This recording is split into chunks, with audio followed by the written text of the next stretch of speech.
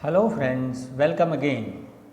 Friends, as the students of English literature, we are studying different forms of literature like poetry, drama, novel, biography, autobiography, travelogue, essays and all. And in English literature, we have different kinds of essay. One kind that was made popular during 16th century by Francis Bacon. Another type of essay which became again popular during the 18th century is known as periodical essay. Later on, we had some personal essays written by Charles Lamb, William Blake, and so on. But friends, in this video, today we are going to discuss the rise and development of periodical essays in English literature. Friends, the term periodical essays was first used by George Coleman, the elder, and Barnell Thornton in their magazine, which was entitled as Connoisseur.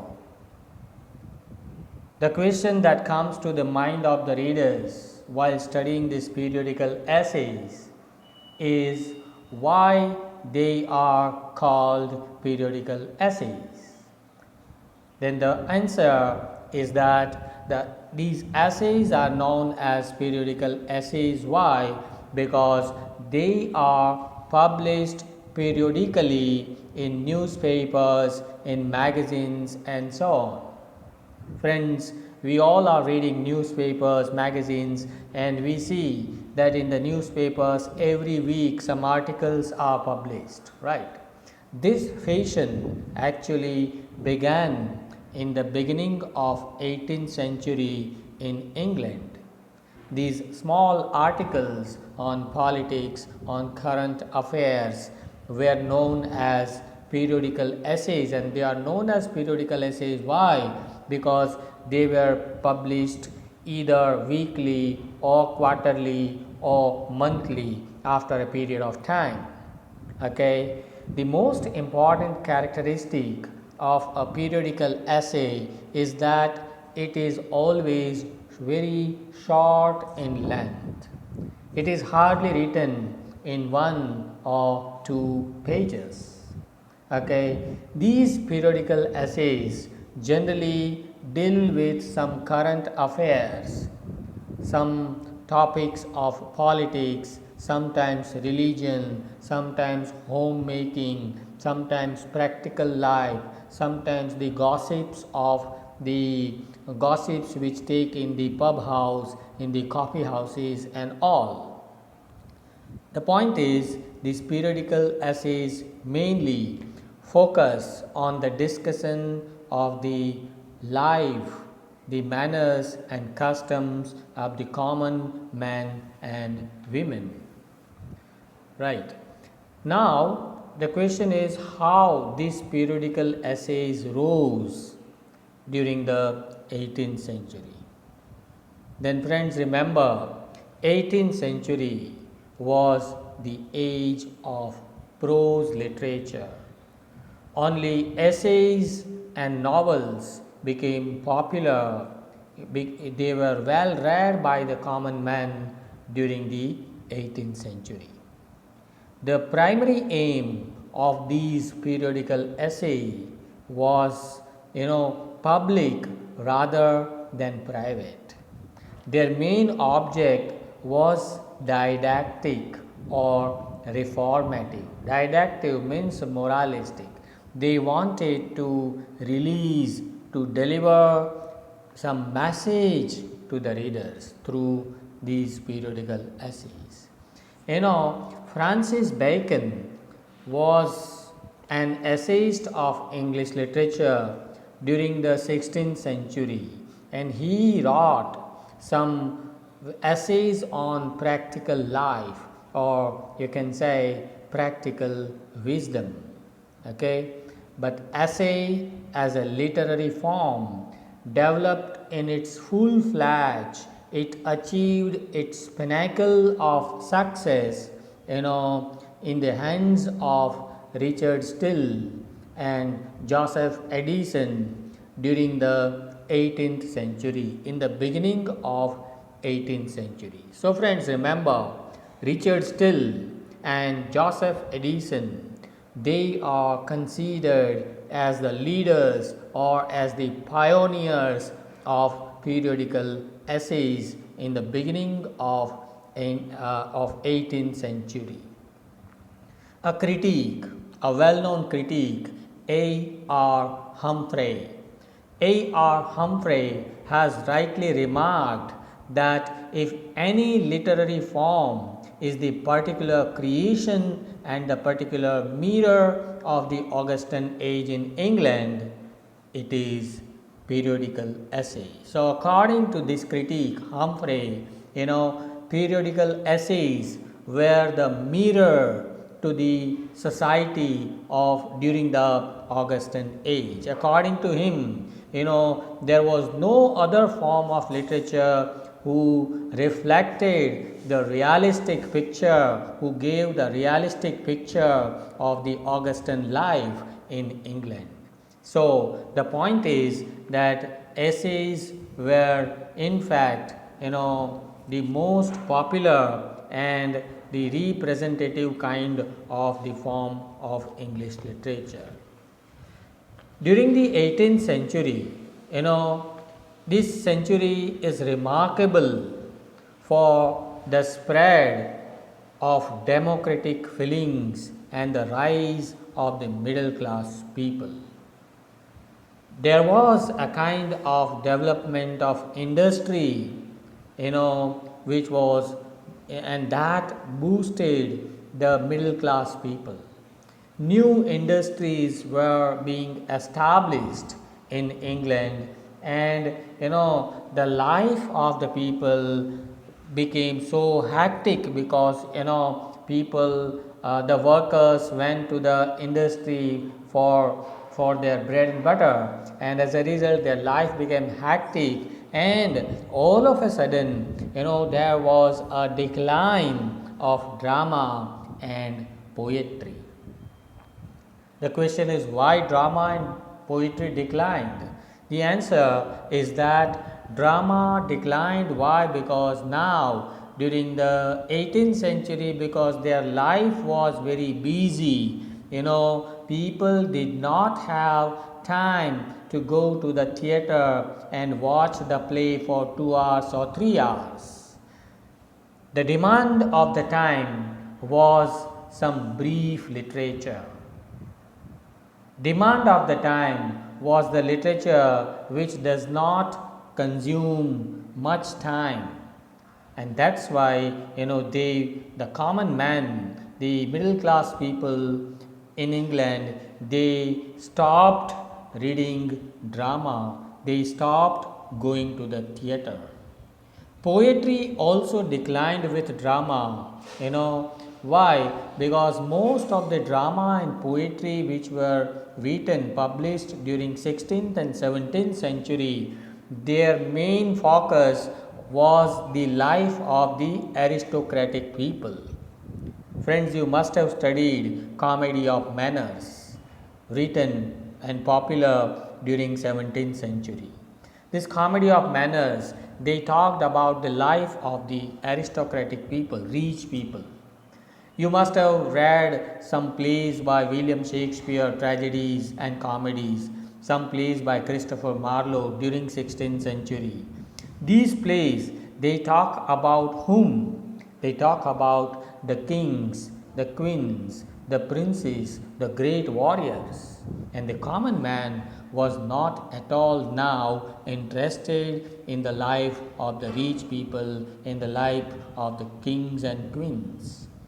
They wanted to read about themselves, because they had their own problems, they had their own dreams and aspirations and hopes. They wanted literature which focuses the middle class people.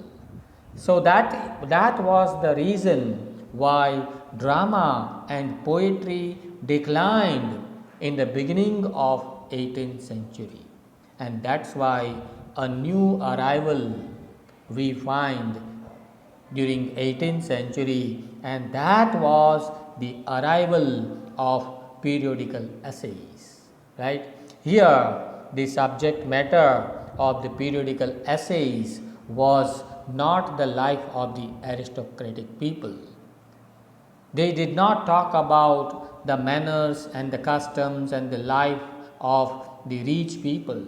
Here, the focus was mainly the middle class people, and that was the most important reason why periodical essays became so famous, became so well read, became so popular during the 18th century.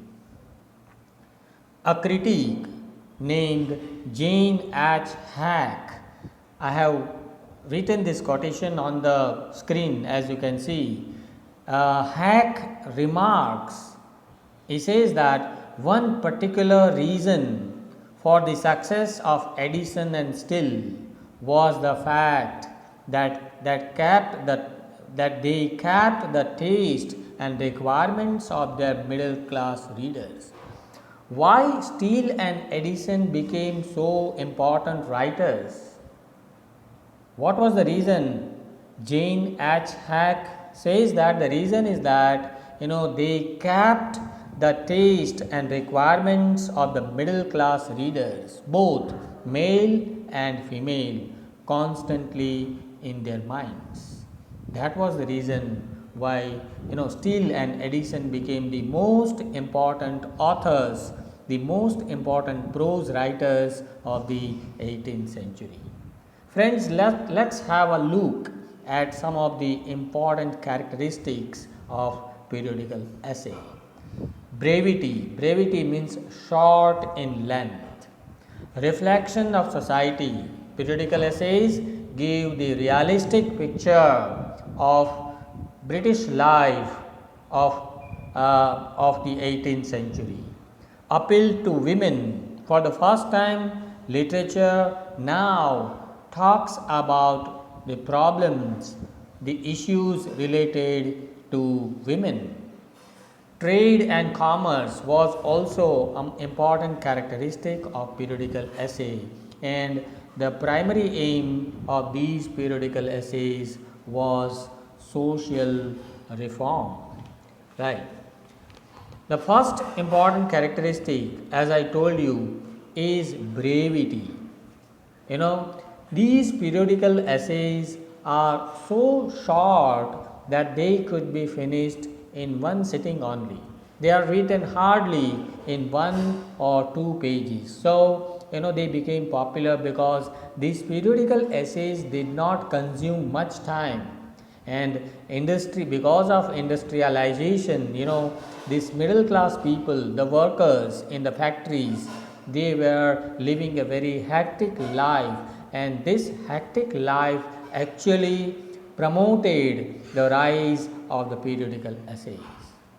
Black Moore, another critic, has rightly commented by saying that the diffusive pieces in these, diffusive means small pieces, short pieces, the diffusive pieces in these times means 18th century. Diffusive pieces in these times are carried so far that the great books are looked on as oppressive. In the beginning of 18th century, the greatest books, the great plays, tragedies, even written by William Shakespeare, Marlowe, even the comedies written during 17th century, they were looking oppressive. I mean, people did not like these things. Why? Because these diffusive pieces, these short essays, they attracted the attention of the common man during the 18th century. Another important characteristic of periodical essays is the reflection of society. Friends, John Dryden, an important critic of English literature, has rightly said that every age has a genius who becomes the mouthpiece of his age. That means in every age there is one author, one genius author who represents the whole society, who becomes the representative of his times, who becomes the mouthpiece of his times. And there is no exaggeration when we say that Richard Steele and Joseph Addison were the true representatives of the 18th century England. Why? Because these two gentlemen, Steele and Addison, they have realistically presented the manners, the customs, the dreams, ambitions, hopes, aspirations, the common problems of the common man and women, in their two publications, the Tatler and the Spectator. The Tatler and the Spectator, these are the titles of the magazines which became so popular in the beginning of 18th century. And both Richard Steele and Joseph Addison, they were publishing their periodical essays in the Tatler and the Spectator. Another important characteristic, is that, because essays are brief and essays reflect the society, essays give the realistic picture of the life of the people. Jane H. Hack, again I have taken these lines from Hack. He says that a modern reader who wishes to breathe the atmosphere of the 18th century can hardly better than spend a few hours with the Tatler, the Spectator, the Connoisseur, and the Citizen of the world. Hack wants to say that if somebody wants to breathe the atmosphere of the 18th century, if you want to get the real feeling of the 18th century people, then there is no better way than to spend few hours to read the Tatler, the Spectator, the Citizen of the World. These are the important magazines which became popular during the 18th century. He will find a faithful and well composed portrait of the age. This is what Hack remarks about the popularity of periodical essays. Another important characteristic of these periodical essays is appeal to women. Periodical essays have a direct appeal to the women of the time. Why? Because if you see literature produced during 16th and 17th century, mostly the writers neglected women. You examine Hamlet. In Hamlet, the main character is a male, Hamlet. Macbeth, a male character. Othello, a male character. King Lear, a male character. Right? Antonio, a male character. Dr. Faustus, a male character. Jew of Malta, Barabbas, a main character. Okay? So most of the plays which were produced during 16th and 17th century, they presented the life and problems of the males only. Females were neglected till 18th century. But the credit goes to Richard Steele and Joseph Addison, who won the admiration of this fair sex of these women. W.H. Hudson, William Henry Hudson, has written a book, An Introduction to the Study of Literature. He has remarked in his book about this, that in particular they means periodical essays addressed themselves directly to women. These essays addressed directly to women, they did their best to draw them into the currents of the larger intellectual life. So Hudson is also of the view that women was at the woman was at the center in periodical essays. Trade and commerce is also another characteristic of periodical essay. Because of the establishments of the industries, new industries were being established in England. New merchant community came to limelight during those times, and periodical essays was the only form of literature in those times which gave voice to the workers of the society, to the workers who are working in those industries.